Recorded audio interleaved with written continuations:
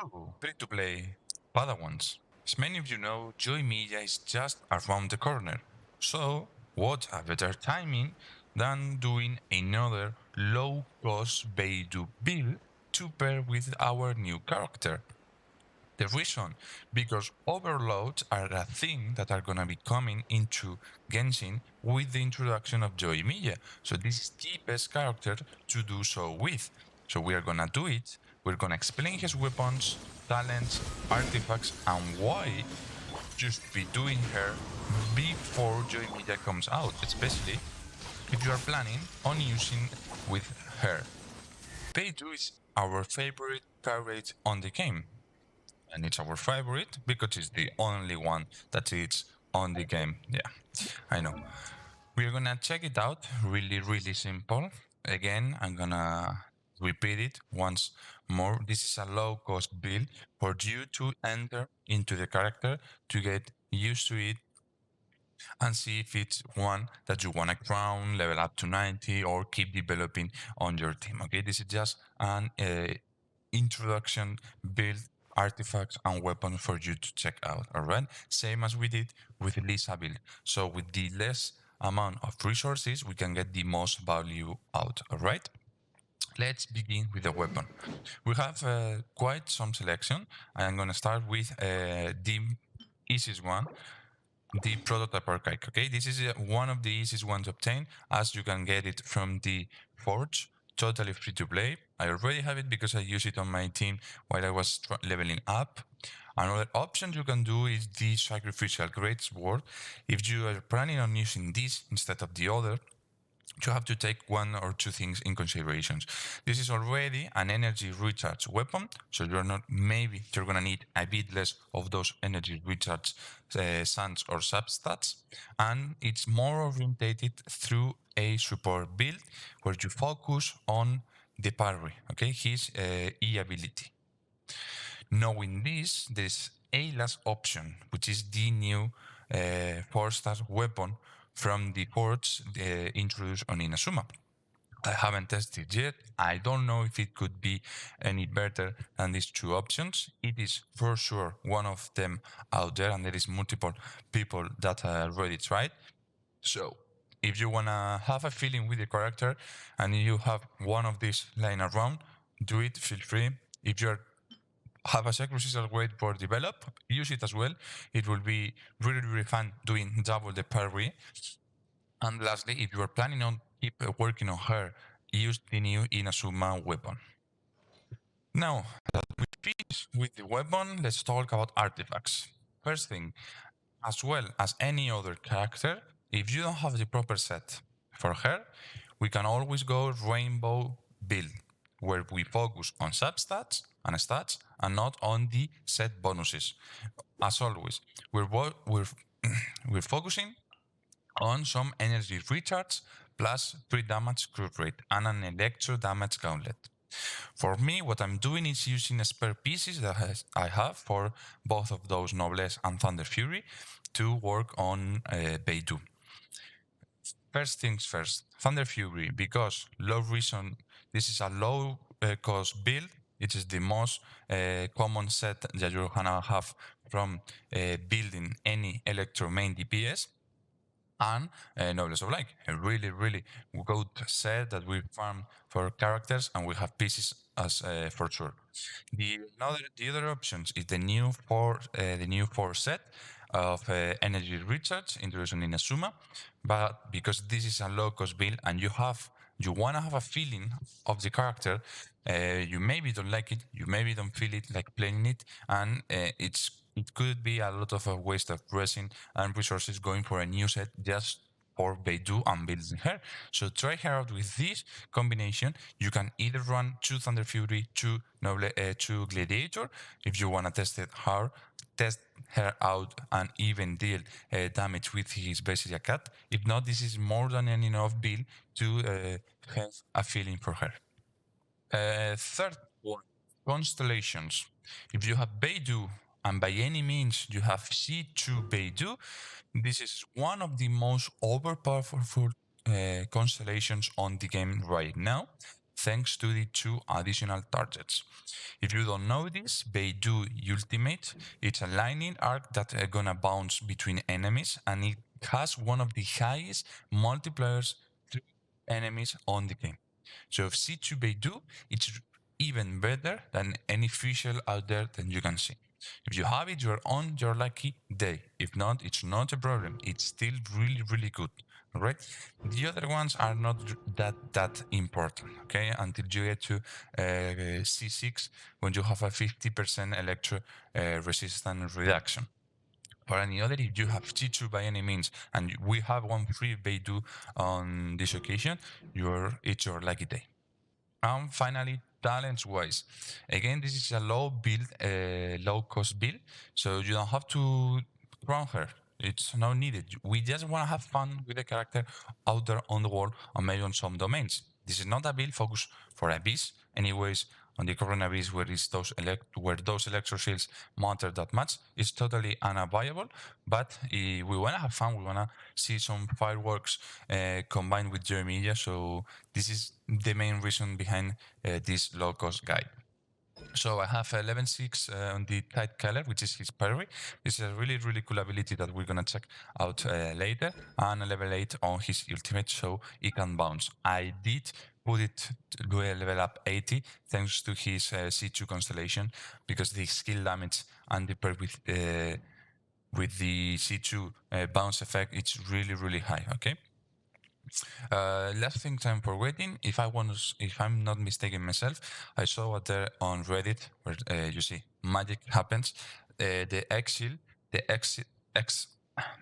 exile seat where damage comparison was, and I think Beidou multipliers for his ultimates were even higher than the multiplier for Eula ultimates. Okay, so it's built properly. Beidou is really a killing machine.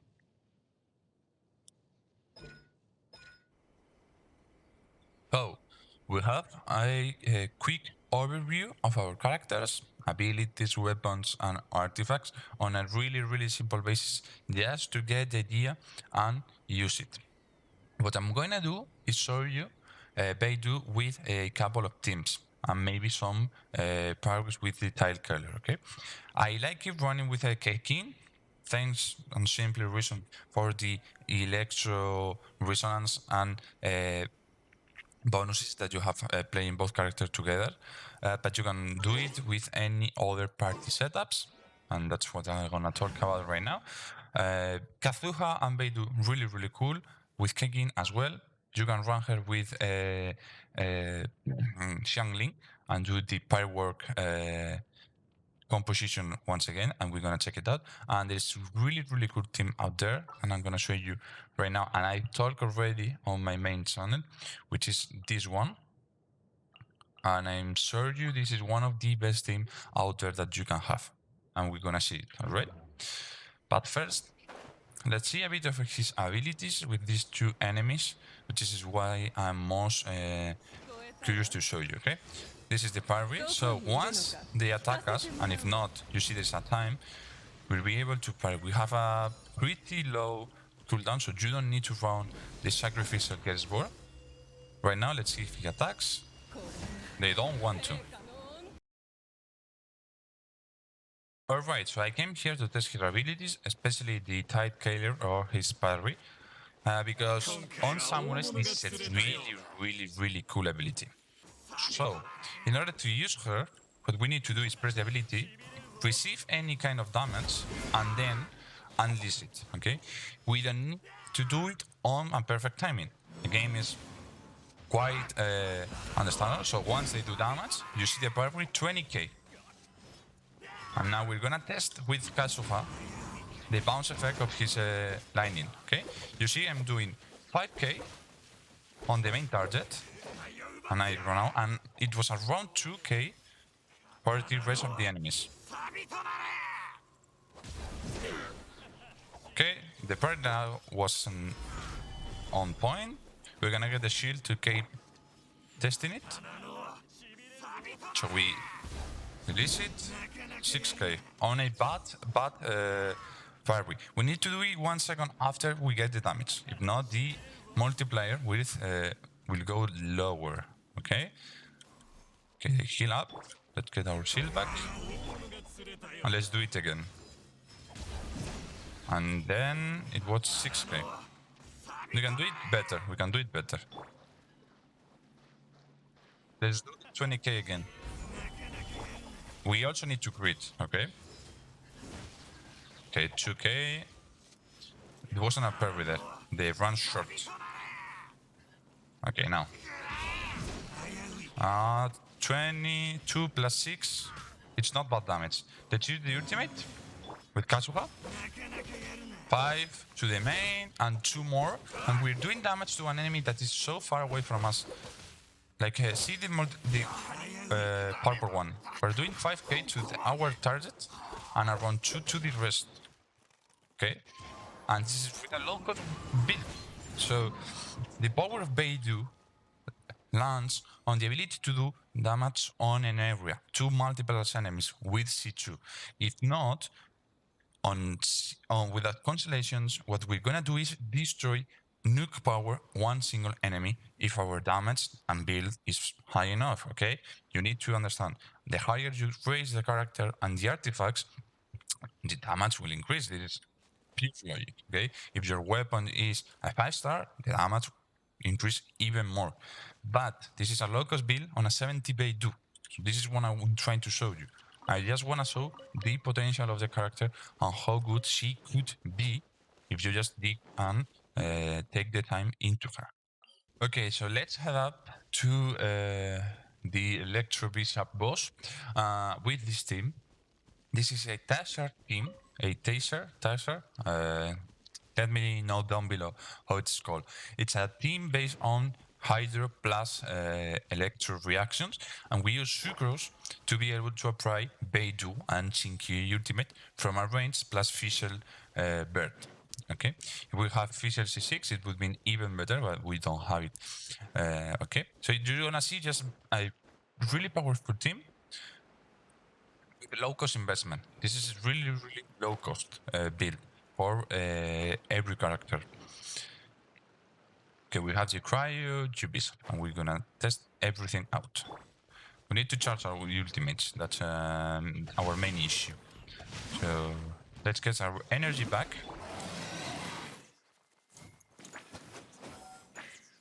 Hey, we have Chinkyu. Okay, once charged. We do 7k, almost 8k parry, which is not bad. Okay, now we have this. Well, never mind. Beidou's ultimate also shield, but let's start with the show, okay? We put the official bird, we start the reaction, and then we ult on Chinkyu, ult on Beidou, and we just start doing the Taser reaction, okay? And as you can see, the damage is quite considerable to this boss, which is a high resistant boss. Like, it's not crazy, you're not seeing one-shot build. But the DPS, it's what we're looking for here, okay? The DPS was good. We get a third of his life out quite easily. And we can parry this. You can parry even Yoimiya shower's attack. No problem. And we have the ultimate back. As you can see, it's a really short delay. And we go back to Sucrose to get the Taser reaction.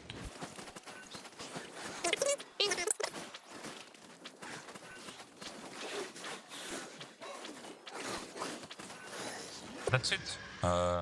This is a team because we have every single one is 4-star characters. We don't need any high investment. We have the shield and the parry from Beidou. So if we play it on perfection, we should get no damage at all. And we also have a bit of Shinkyu healing from his elemental skill ability. So this is pretty much it for my low-cost Beidou build.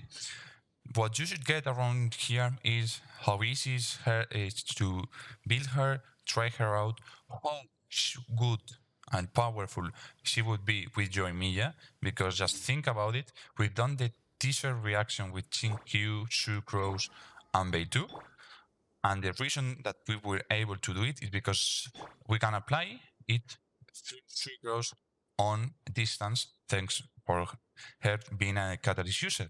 If you change sucrose for Yoimiya, pretty much the same thing. We're gonna have a pyro application from far, far away because she has quite some range as being a bow user, and we can use Beidou ultimate with her. So it's a perfect combination plus with those two characters, and we can use run Chinkyu. So you can go Chinkyu Yoimiya or Chinkyu or Yoimiya Beidou, and things will turn around and change depending on what you want to do, if melt or more overflow composition. So yeah, I hope it all was clear enough for you, that you understood it and get to know a bit better Beidou.